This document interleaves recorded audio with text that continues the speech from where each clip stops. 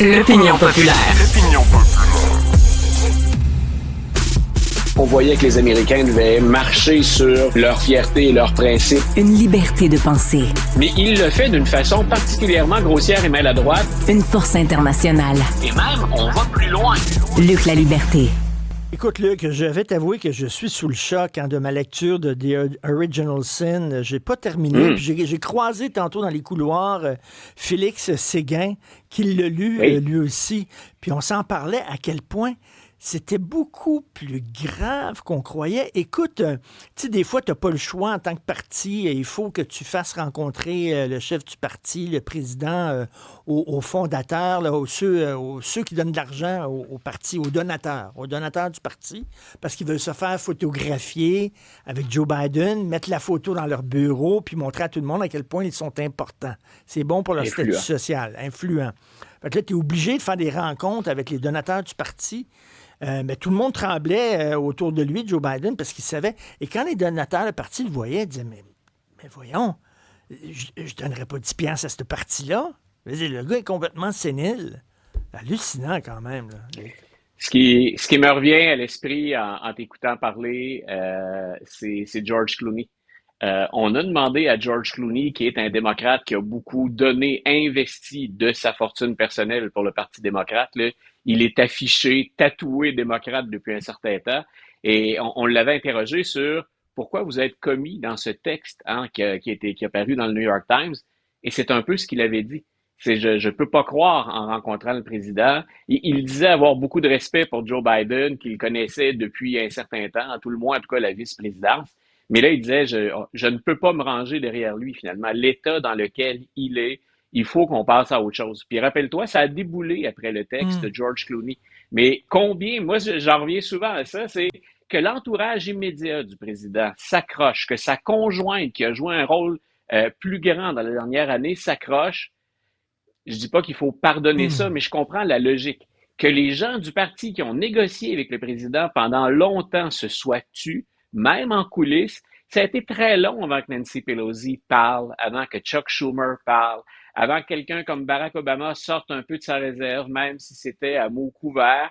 On est allé très loin avec un président dont on savait finalement, c'est ce qu'on nous montre. Là. On n'a toujours pas de diagnostic, mais ça nous montre à quel point, là, écoute, quand tu parlais de, je reviendrai à Clooney aussi, mais quand tu dis, là, il rencontrait des gens, puis ces gens-là étaient inquiets, c'est que même dans des réunions de comités avec des gens qu'il connaissait, à l'abri des caméras, il était obligé de lire un texte. Il n'y a pas de président ou de politicien qui fait ça. Quand la porte est fermée, habituellement, on peut s'imaginer des formules moins polies ou moins ampoulées. On va jurer un peu, on va aller directement jouer dans les coins, ça va être un peu plus brutal. Que le président s'assoie avec des gens qu'il connaît. Écoute, ça fait 50 ans qu'il fait de la politique, le gars, et il a besoin d'un texte pour lire, même devant une réunion, par exemple, de son conseil des ministres, de son cabinet. C'est le genre de choses que révèle Jake Tapper, mais c'est le genre de choses qui circulaient. On va plus loin avec Tapper et Thompson. Mais moi, ce qui m'étonne toujours, c'est parce qu'il y a une comparaison à faire avec Donald Trump. Comment ça se fait que le Parti démocrate s'est tué aussi longtemps? Est-ce que c'est parce qu'à l'interne, il n'y a personne pour assurer la relève? Parce qu'on a parfois l'impression que du côté des républicains, ces jours-ci, ça se voit encore plus là, avec le budget et avec certaines décisions. On n'aime pas ce que fait le président, mais on n'ose pas le défier, on n'ose pas le contourner, on n'ose pas le faire, en tout cas publiquement. Là, on voit des deux côtés, finalement, Biden et Trump, que on a fait le jeu de cette personne-là qui, dans les deux cas, pour des raisons différentes, à mon avis, ne sont pas qualifiés pour le poste qu'ils ont. Les gens ont voté pour, ça c'est la démocratie, là. Mais que les élus des deux partis se rangent derrière leur meneur, qui affichent des carences évidentes, c'est... Je veux bien croire qu'il y a un jeu politique et une ligne de parti, là, mais il me semble qu'on a dépassé ça. Écoute, je veux t'entendre, j'ai besoin de tes lumières là-dessus. Ouais. Dans le livre Original Sin, il y a un bonze du Parti démocrate qui dit, écoute, l'important, parce que pour les Américains, c'est le seul gars qui a réussi à vaincre Trump. Hein? Il a gagné contre Trump à un moment donné. Fait qu'il dit, bon, la figure de Joe Biden est encore importante.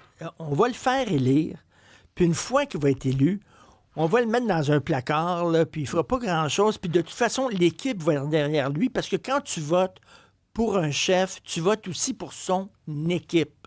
Donc, que le chef soit là ou pas là, tu es d'entre bonnes mains parce que l'équipe est là. Qu'est-ce que toi, t'en penses de ça? Je pense que c'est visé dans le mille quand on fait ça.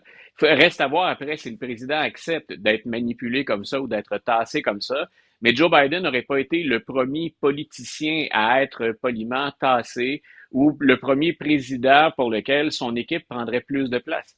Rappelle-toi de George W. Bush. Combien de fois t'ont dit que Dick Cheney était le vrai président finalement? Qu'on était allé chercher un gars avec qui, George W. Bush, on aimerait prendre une bière. Hein? C'était un gars qui était très, très terre à terre, qui parlait aux gens sans formule empoulée. J'utilisais l'expression tout à l'heure, mais ce qu'on disait, c'est on est allé chercher un Bush, mais finalement, ce sont les autres autour dans lesquels il y avait des véritables poids lourds. Condoleezza Rice, Dick Cheney, donc il y en avait beaucoup de très gros joueurs, de grosses têtes. Puis on disait souvent, ce sont plus ces gens-là qui prennent le pouvoir. Mais ça a donné des conflits entre George W. Bush et Dick Cheney qu'on a dévoilés un peu plus près de la fin. En même temps, Bush n'était pas dans l'état dans lequel est Joe Biden à la fin dans la deuxième partie de ce premier mandat. Ronald Reagan, rappelle-toi, Ronald Reagan, combien les gens se sont moqués au départ aussi en disant, ben on est allé chercher l'homme de cinéma, on est allé chercher un communicateur, quelqu'un qui s'exprime bien, mais encore là, c'est autour de lui qu'il faut regarder. Donc, qu'on ait vu Joe Biden comme étant une figure, une des rares figures démocrates qui peut encore aller au-delà de notre clientèle acquise, ce que Kamala Harris n'a pas fait finalement. Qu'on l'ait vu Joe Biden comme ça, je pense que ça se défend. Mais si c'est vrai qu'on a vu ça comme ça, c'est en mettre beaucoup sur les épaules d'un homme frêle, d'un homme qui est pas à son meilleur. Et ça veut dire qu'il n'y a pas de relève. Il y a personne au sein du parti, dans la tête des stratèges, qui est capable de faire le jeu de je vais chercher les démocrates convaincus, je les mobilise, et ensuite je vais chercher les indécis, ou encore c'est les indépendants, ou les républicains qui sont gênés de se ranger derrière Trump et qui accepteraient de voter pour les démocrates. Ça veut dire qu'avec Joe Biden qui était capable de faire ça, ça annonce mal pour 2028. Si ce qu'on dit dans le manuel, dans l'ouvrage est vrai, ça veut dire que pour 2028, les démocrates ont un sacré travail à faire parce qu'on ne peut pas grimper un candidat. On l'a vu avec Kamala Harris, là, qui n'était pas une inconnue en plus, mais c'est difficile de préparer une campagne en dernière minute. Là. C'est difficile d'aller préparer un programme ou de changer l'image d'un politicien ou d'une politicienne. Il y a des Barack Obama qui arrivent parfois, mais c'est exceptionnel dans l'histoire. Donc, si ce qui est dans le livre s'avère et si c'est ce que pensaient des bons ou des stratèges, il va falloir pédaler fort pour 2028 parce que l'équipe de Trump va être encore là. Écoute, rapidement, là, je te donne 1 minute et demie. Tiens, Robert Kennedy. Oui, Robert Kennedy.